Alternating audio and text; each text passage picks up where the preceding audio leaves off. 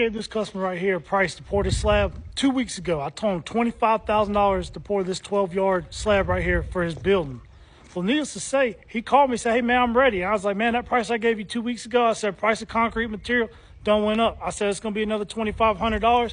He said he understood that. Let's go ahead and get it done. Well, needless to say, whenever I got here, well, when I quoted this job, this roof wasn't here, that wall wasn't there, and that wall wasn't there. My plan was to back the concrete truck straight in there and pour the floor.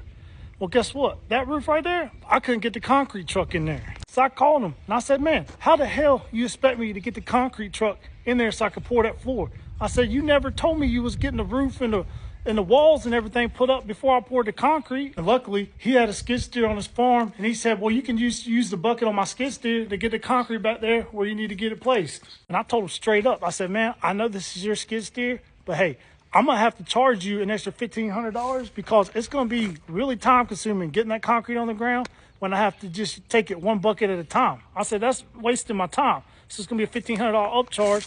And hey, guess what? He had to suck it up and pay it. But after I got all the concrete on the ground, I called him back. I said, hey, man, I'm just going to let you know you got a bunch of concrete residue and stuff in the bucket of your skid steer.